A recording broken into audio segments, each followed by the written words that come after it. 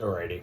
So, I've got a couple of thoughts on this whole war in Iran thing and why European countries and Canada don't want to go back to the US. All right?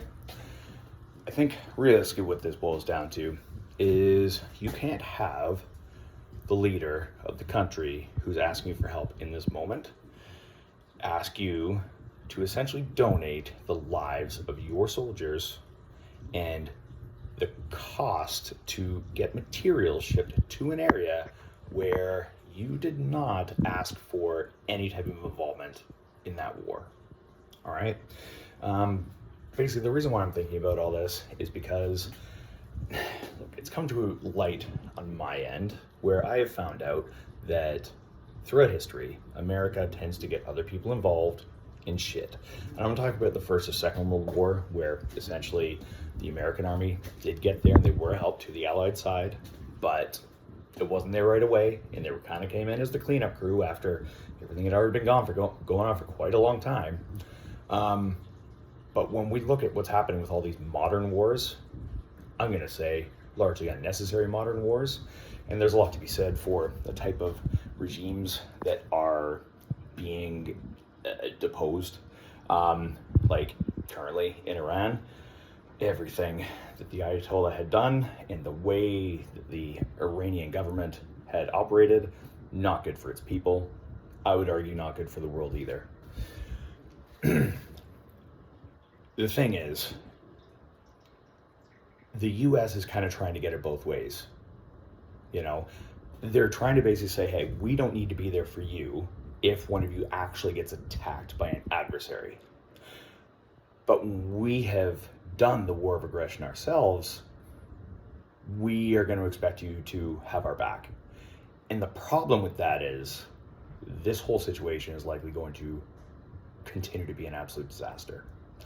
I can't see there being any quick end to this. I can't see there being any real exit plan that doesn't involve either a massive loss of face by the US and especially Donald Trump. I think there's going to be long-term ramifications of the cost of living and all that kind of stuff. And I think that the goal of getting other people involved is basically now come in and do the gritty, shitty work that America doesn't want to do, or Trump doesn't want to do, because even that's too politically unpopular for him. But then it also gives him a scapegoat with being able to blame poor results on other countries who got involved after this whole thing had already kicked off. And if I'm sitting here being, a voting member of any country who sees my government volunteering our soldiers, just so we can have cheaper oil when this was never our fight to begin with, honestly, my whole thing, just let it calm down. Like some resolution will be achieved at some point. And maybe with how difficult this has been, it will finally be this, at least till the end of Trump's term, hopefully, until, I don't know, Netanyahu, whenever he's fucking gone, finally, maybe it will finally get them to say, hey, let's stop these wars of aggression and this bullshit. But I think if they get the go-ahead from other countries and that tacit approval by sending other troops and other material, when again the U.S. has pretty blatantly said over the past few years of Trump being in power, we probably won't have any real motivation to be there if an actual NATO member gets attacked. I think it's just politically untenable, and I don't think there's any. I don't even think at this stage it's about long-term strategy to end the war and come up with some type of conflict resolution. I think it's more just the fact that political leaders in democracies understand that no, you can't just go get involved in stuff like this just to try to keep America sweet. We've seen time and time and time and time again. A promise from Trump's White House, it's not worth anything. It is. To say it's not worth the paper it's written on would be an insult to the paper. Let me put it that way. Whatever whims that pop into that, his declining mental state that he decides to chase up in the heat of the moment, just having all the power of having that big military and having all that money still at this stage of human history, like, you can't be subject to the whims of a guy like that.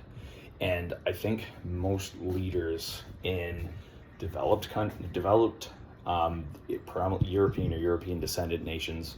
I think they're just past all that, and they understand the trade-off there is it's political suicide, just as far as just pure cynicism and politics goes. But I think just on a deeper level, once you look at how America has historically treated its allies during times of conflict and after times of conflict, when they're writing their history books, you won't hear about any Canadian or French or British bravery or anything like that.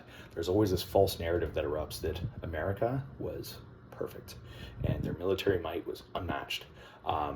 They just did such an exceptional job. But every single other country there, if only they would have done a little better, the outcome either would have been faster, would have been better resolved, or it never would have happened in the first place. And look, just on a personal level, I'm not here for it. All right. I don't want to see any more kids dying in Iran. I don't want to see any American soldiers lose their lives. But what I certainly don't want to see, because those first two things I don't think are avoidable, but what I certainly don't want to see are any more issues brought onto European or the country of Canada, European countries or the country of Canada, when it comes to getting involved in something that we really should just pull back from, stay out of. It's not our place. This situation was not something that was consulted with anyone for. There was no drawing up of support. And now that it is turning into an attritional long war, I am absolutely not surprised that the tough part is here. And now it's like, oh, well, now we need help. Well, okay. You're not going to give credit where it's due. I would assume that Canadian and European lives would essentially be cannon fodder, because I do not think that Donald Trump cares about American troops. I definitely don't think he gives any care at all in the world about any other country's troops, at all. I just don't think there's any connection there. And again, it is a growingly enfeebled brain. But the other thing as well is any involvement in the Middle East, the terror attacks tend to happen in Europe. It's closer. It's just easier to get to. You have European countries getting involved in something, again, that may cause terror attacks on their own soil, at the expense of the lives of their soldiers and the cost to fight a war that isn't really going to resolve this cost of living thing. And again, there's going to be no support from, especially not the Trump White House after this is all done, right? And it's just there's no calculus there that would say, hey, this is a good idea to get involved with, right? And hearing the stuff that J.D. Vance, has said in Europe about how Europeans need to, do better at being a more homogenous society without brown people or whatever. The whole thing to me is just you guys cause problems in the Middle East. It destabilizes the Middle East. It makes it a much shittier place for anyone from those countries to be, and they want to leave. And it's not so much that I think, they're like, yes, Europe, this is the bastion that we want more than anything else in the world. I think most people, and I think there's some data that backs this up, but this is not a very well-researched video. This is just me kind of talking here. But in my lived experience, I guess most people want where they are and where they live to be better, and not to be worse. And when things get worse, because you have bombs going off overhead, and now you have wars that are spilling over into other borders, and you have proxy forces that are going unchecked because the people who are supposed to be keeping them in check are now involved in some other conflict, and it's all distracting. It destabilizes an entire region. Then we get these massive flows of people who don't, share the same common language or belief system or whatever that the other countries are going to maybe already have in place. And I think the inevitable result is there's going to be a massive inflow again of migration. And I think again, the Trump White House and probably any other right-leaning American government post, Trump's nonsense, they are likely going to sit there and blame it on Europe for not having strong enough borders or being too soft or whatever. I just don't think there's any good outcome here. And if that second part, that destabilization is already going to happen, if the cost of living is already going to go up, why get involved? like I said, I genuinely don't think the calculus is there. I don't think it makes any sense for any European country or Canada to get involved in this. I think it's just let this dust settle and see what comes out of it afterward. That's my 2 cents. Look, this whole thing is stupid. This whole thing is self-defeating. This whole thing is just dumb and so misguided. And, I guess I'm nervous just like everyone else is. But, like, I'm sure this is all gonna come out in the wash. The world is going to be okay after this is all done.